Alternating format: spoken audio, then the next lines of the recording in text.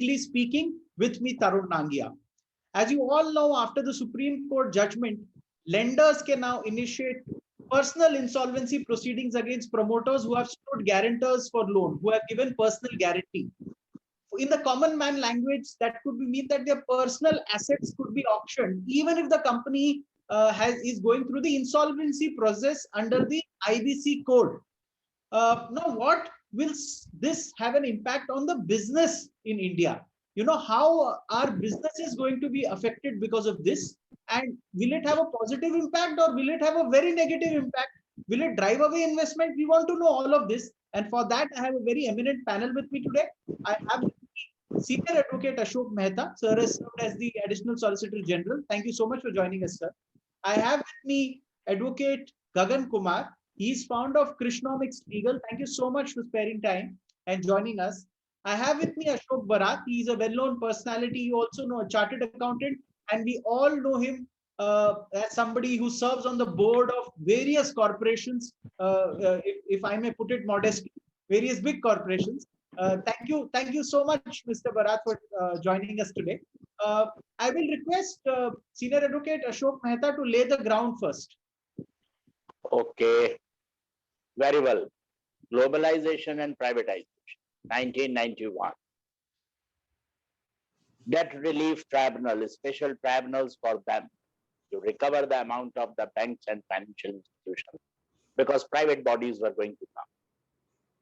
The tribunalization later on in 2002 becomes the Securitization and Reconstruction and Financial Assets and Enforcement Security Interest Act. 2002. Still not satisfied the persons who have to make the recovery. Then in 2016, the Insolvency and Bankruptcy Code emerged. Well, very interestingly, I'm going back. In 1860s, if I'm not wrong, Contract Act in itself is of 1872, just after the revolution of 1857. It contains a section 128 itself. Yes, it has been referred in the judgment. It means the liability of the guarantor in all cases is coextensive. That has been taken into consideration in the present case. And Transfer of Property Act has the provision which says without the intervention of the court under section 69, the mortgagee can recover and redeem its debt. Is it not Saukar's work? Is it not Zamidar's lethat coming into the house of the persons? Yes, that was the law. But after the coming into the constitution, it is still valid. So law is valid. Now in the present case, there was a notification in 99, which provided this, that the sections of the IBC Act shall stand enforced from today.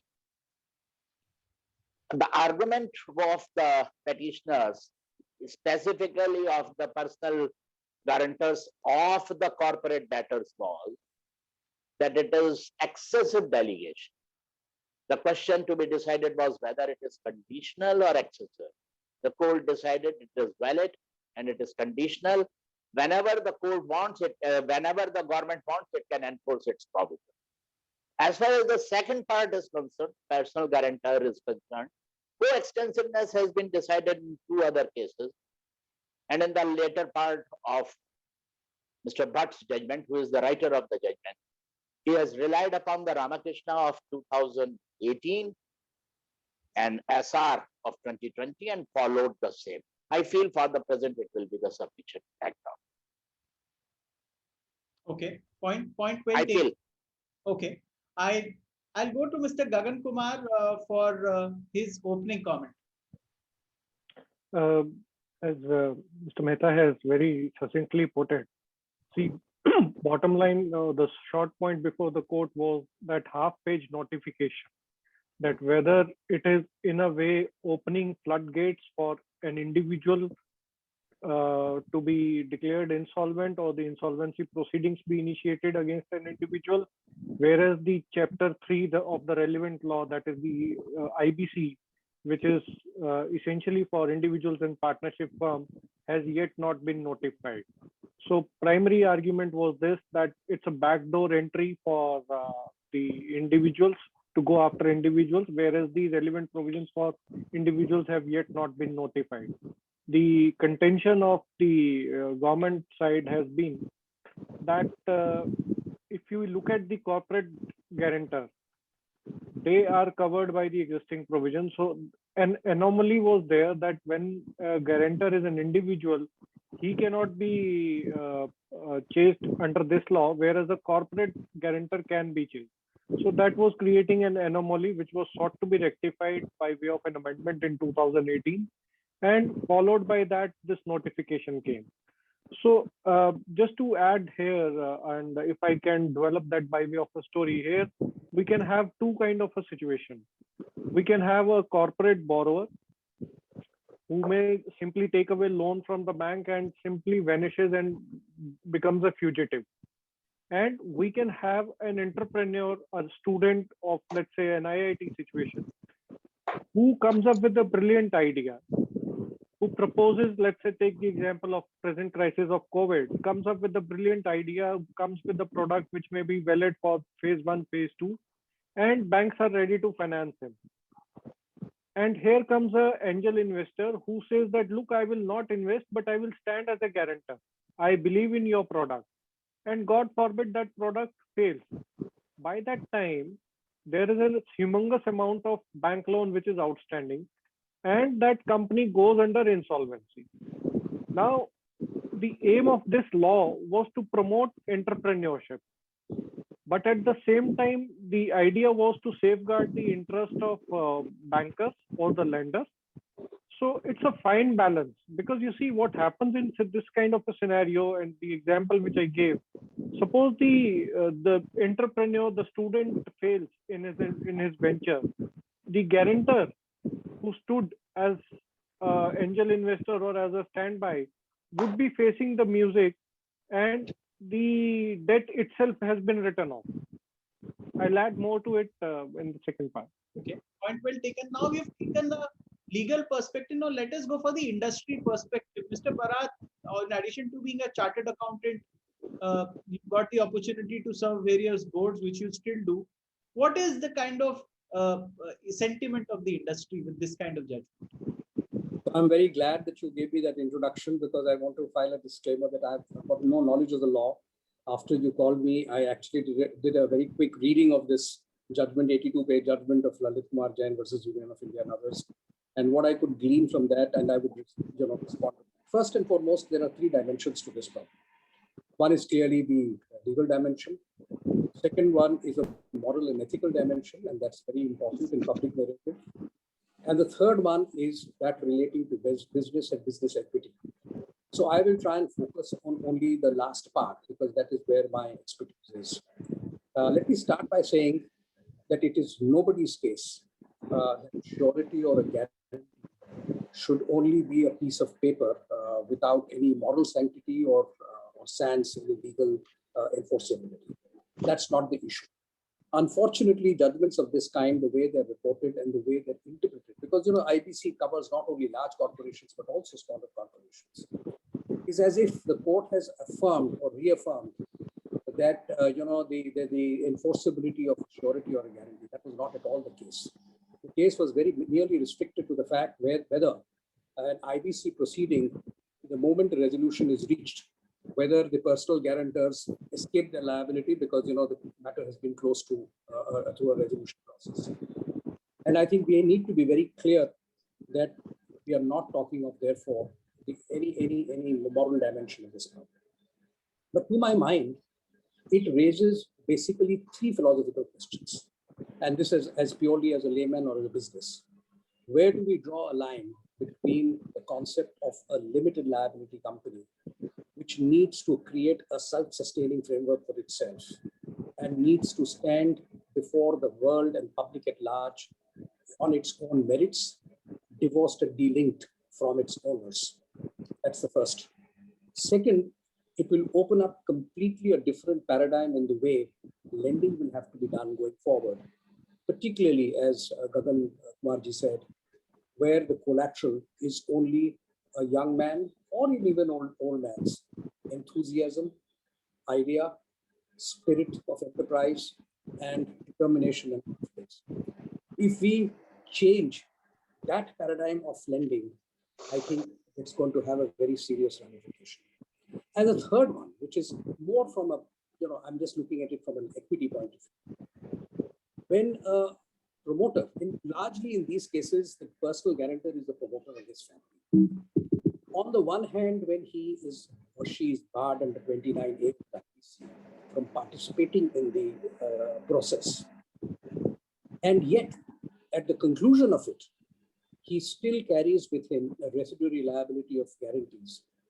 Is it totally fair, totally equitable? I think and we will discuss this as we go along. This implementation of this law has to be far more nuanced, and I think it's important to lay down certain guidelines between the other dimensions which I said, ethical and other dimensions. Point well taken. Ashok Bharat explaining to us that what problems such a judgment can lead to for corporates, while maintaining that even though it is right in law, what has to be seen that the implementation has to be nuanced, if I'm not wrong. I'll go to Senior Advocate Ashok Mehta. Sir, if you may share with us, do you see a lot of litigation because of this? Litigation will increase, no doubt about it. Corporate debtor is one. Personal guarantors are more than one. Always, always. It is not necessary that the personal guarantor will be one. It can be more than one. One reason. Second reason, liability of the corporation, which is the debtor, is satisfied as soon as the plan resolution is accepted by NCLT. The liability is over, but as far as guarantor is concerned, his liability starts now. This is one of the anomaly for which Gagan Kumarji used twice the term, I am not talking about morality. Now coming back to Mr. Ashok.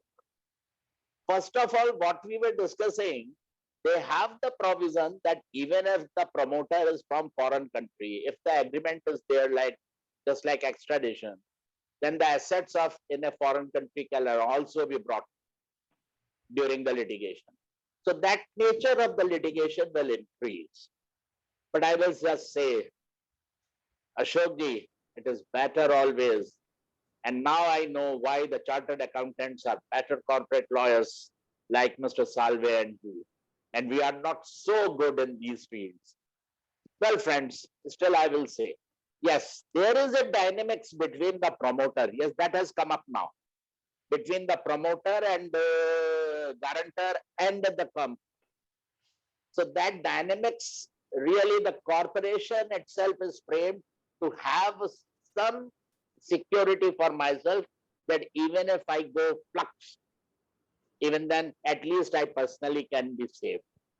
128 also have that provision and even the present provisions.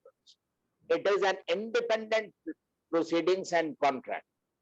And if it has a specific provision that in case the corporate is discharged, not for insolvency, then my liability should also stand discharged. If this has been a specific provision there, then it can be saved.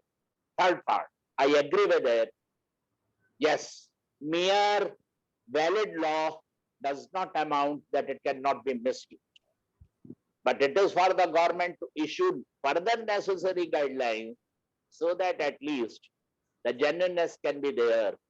The recovery of the bank should be there, but it does not mean that new type of scam, new type of gundas and new type of mafias should enter this type of corporate litigation. I feel that will be more than. Very frankly put by Senior Advocate Ashok Mehta. He minces no words when he says what he wants to say. We also have another chartered accountant turned lawyer on the panel, Mr. Gagan Kumar was once upon his lifetime qualified as chartered accountant before he turned to law. So your opinion, do you see investment being driven away because such a judgment, and do you foresee litigation, a flood of litigation? Since you mentioned about my past as a chartered accountant, I'll start with a small anecdote. When I used to practice as a chartered accountant, I was given a bank branch audit in a very rural area. The first thing I noticed in that branch was that there was a board with the pictures and the amount written below them. So I asked the branch manager, what is this about? So he said, these are the people who have not paid the bank loan. So certainly personal guarantors act as a social deterrent.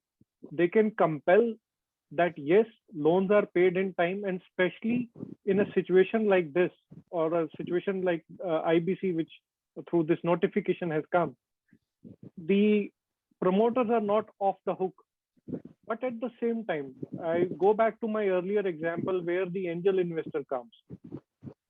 Section 140 of the Contract Act says that if the guarantor had to discharge the obligation of the borrower, then he gets the same right as of the creditor. Now, here the dichotomy emerges that the debt has been waived off. By virtue of disclaimer, the guarantor now cannot go after the borrower. So in a way, I'm adding on to the point raised by Mr. Bharat, the concept of limited liability gets diluted. It becomes an issue of unlimited liability qua the promoter who happens to be a guarantor as well. Mr. Ashok Mehta, you had to make a point, then I'll go to Mr. Bharat. I could sense that you were... First, I will love to hear Mr. Bharat. Okay, Mr. Bharat. Okay, so I completely endorse what has been said, and this has been my dilemma. And I must say that I'm a little worried that laws which are generally, laws should be essentially meant to facilitate and not be targeted towards those who break the law. It should actually, the philosophy of law should be to encourage the goodness and not catch wickedness. I think this is a growing trend which is very worrisome. And let me give you 2 or 3 examples. One is business failure. The whole concept of limited liability was to protect the owner from genuine business failure. Now, genuine business failure and wrongdoing, I think, are 2 different points completely. And to put them all into one basket and thereafter go after the person who may have, not only good intent when he started, but good intent throughout, I think is inequitable. And I don't know whether that kind of an unfairness even is constitutionally valid. Okay. Number 2 is one of the things that have been said is that by doing this, the COC will get the confidence to, close the resolution process quickly. If I'm a guarantor and I'm sitting outside the fence, I'm not even allowed inside the ring because of 29A, how can I be sure that the COC is taking the most optimal decision?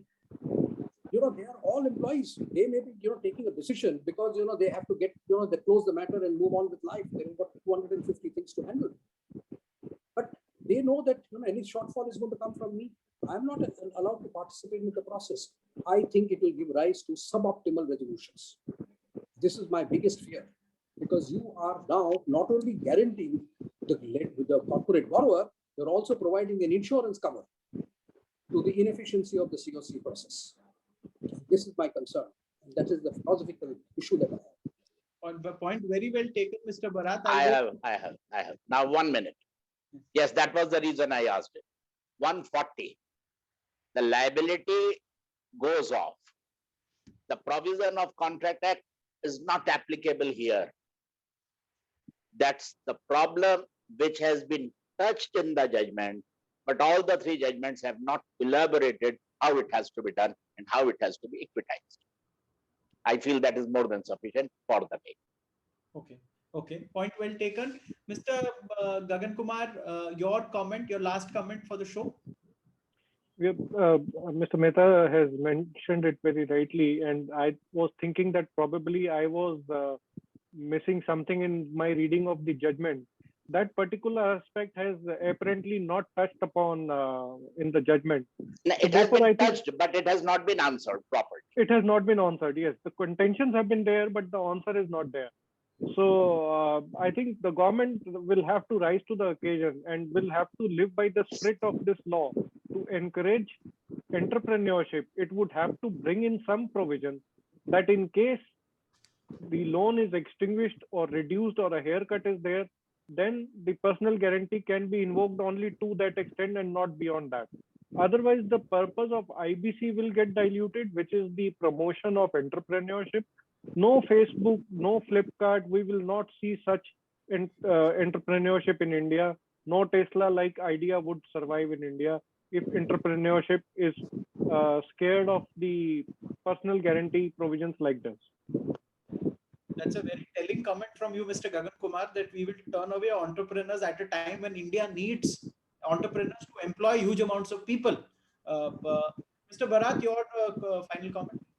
Yeah, so, I completely agree. And that's what I said, that the legislation which was intended to actually, facilitate the seamless movement from one set of owners or one set of circumstances to another through a process of considered dialogue and data-based and actually a competitive process, is going to get distorted in a way that it will stifle genuine entrepreneurs from coming forward. And particularly, I'm most worried. And, there are projects and businesses asset backed. I think they will still be able to. But new idea based, the new generation, the new age businesses, I think will find it very difficult to prosper or even, get encouraged to come forward in this time. Point very well taken. We all hope that the government takes a hard look at the judgment and its implications. As I could see, there was a consensus on my panel today that entrepreneurship and investment can, in a sense, be affected by such a decision. Mr. Ashok Bharat, Mr. Gagan Kumar, and Mr. Ashok Mehta all agreed on this. I would like to thank each one of you for sparing time and joining us on this episode. This is one of the first episodes in this series. We are not going to stop. We are going to do a couple of episodes because I think the fallout of these judgments can only be seen in the coming months, given the kind of people who had challenged this order. I think we'll have to take this up once again. But thank you so much for joining us today. Thank you, viewers, for watching the show.